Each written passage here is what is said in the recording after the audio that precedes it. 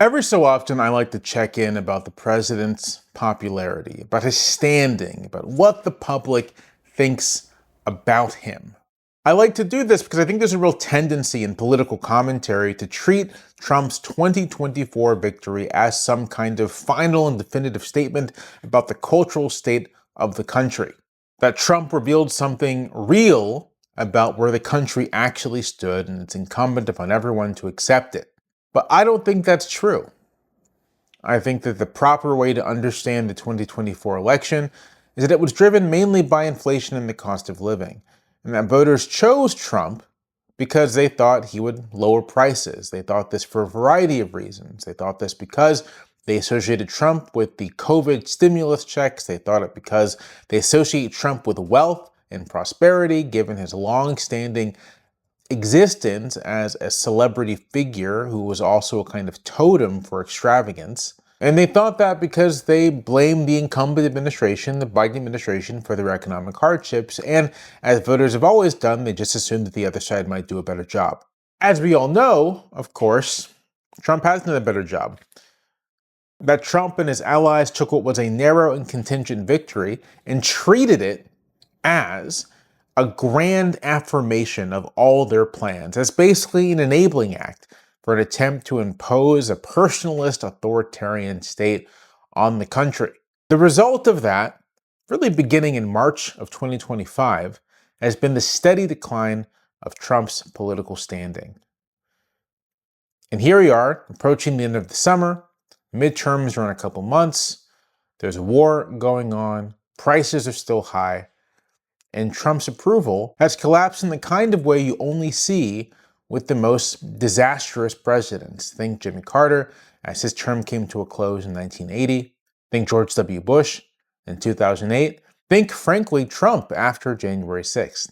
Looking at the last 8 high-quality polls in the New York Times' approval tracker, what you find is a high of 39%. That's the best he's doing in these polls.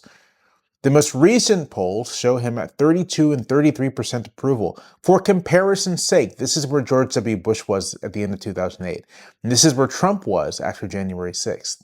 Both the Associated Press and CNN have Trump at 66% disapproval.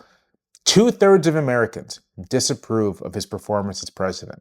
The lowest poll is from American Research Group, 30% approval, 67% disapproval.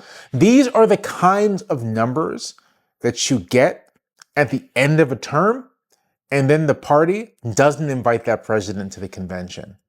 As it stands, Trump has more than 2 years left.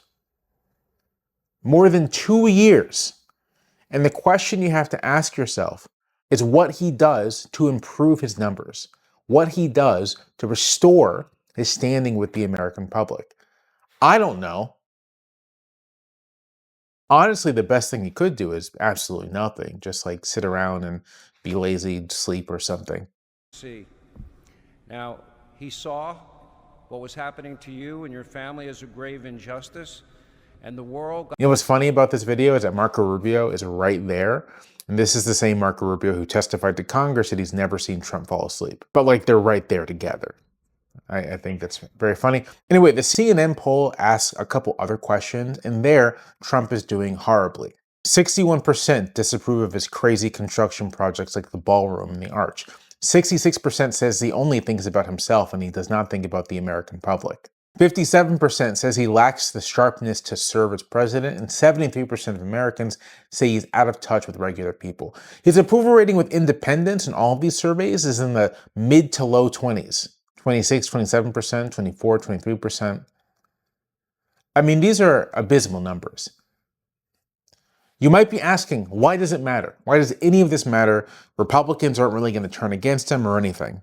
Well, kind of and kind of not. Enough Republicans have rejected his nominee for the Attorney Generalship, Todd Blanche, that nomination had to be pulled. And Republicans aren't likely to pass anything like the SAVE Act. That is very unpopular, and they don't want to tie themselves to unpopular legislation from an unpopular president. No, they're not going to turn completely against him, but Trump's deep unpopularity has changed their decision-making matrix somewhat as well. But the larger, and I'd say more important thing, is that so much of Trump's efforts to corrupt the system, to impose himself, to corrupt our elections, rest on his informal powers. Even when he's utilizing formal mechanisms like executive orders, those executive orders often attempt to utilize powers the president doesn't actually have. But if he can leverage the authority of the president in the sense that he represents the broad country, then the law can be swept aside somewhat. He can pressure private actors, he can pressure other governmental actors into doing his bidding. And that's what happened at the beginning of his term, when he had the wind behind him, when it really felt like the public was fully with Trump, even though that was an exceptionally narrow victory. If Trump is brutally unpopular and it's getting worse, if his standing is truly deteriorating, then that shapes how other political actors act. It shapes what they do, how they respond.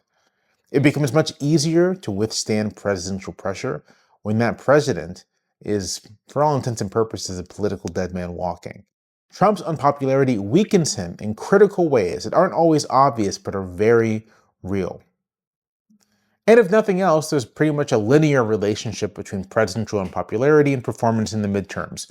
So the more unpopular Trump gets, the more likely it is that we have a true wave election against the Republican Party in November, and the less likely it is that Republicans or Trump can really do anything to corrupt the results. Easy to corrupt a few elections here and there, much more difficult to do it in a wave.